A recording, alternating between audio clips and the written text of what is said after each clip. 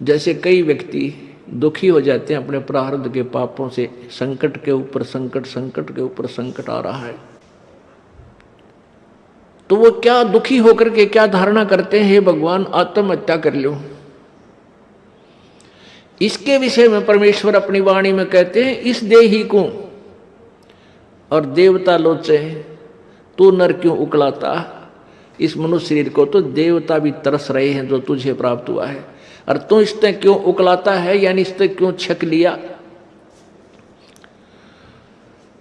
अब इससे दुखी होकर तू इसको नाश करने जा रहा है, इससे अच्छा कोई संत तलाश कर, भक्ति कर, पूर्ण संत की खोज कर। अब यहां इन जालिमों ने क्या जुल्म कर रखा है, ये नकली संतों ने, ये असली संत तक जाने नहीं देते। जगह जगह इन ठगों ने अपनी दुकानें खोल ली, ना इनको कह का पता, ना भगवान का पता, ना भक्ति का ज्ञान, और लंबे चौड़े आश्रम बना लिए और ऐसी मार्मिक बातें लिख दी। सचखंड की सड़क, वो तरह का जो सचखंड, सतलोक की सड़क माने सीधा रास्ता, पक्की, जिसमें कोई बाधा ना हो।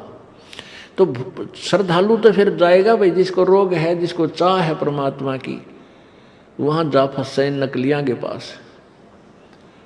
पूर्ण मोक्ष मार्ग इसी आश्रम में प्राप्त होता है। इस तरह के पता नहीं कितने संत बने हुए हैं। तो ये सबसे बड़ा काल का जाल है, ये नकली संतों का होना। तो कहने का भाव ये है कि देवता भी इस मानव शरीर को तड़फ रहे होते हैं कि कभी मानव शरीर मिले, पूर्ण संत खोज करूं और भक्ति करूं।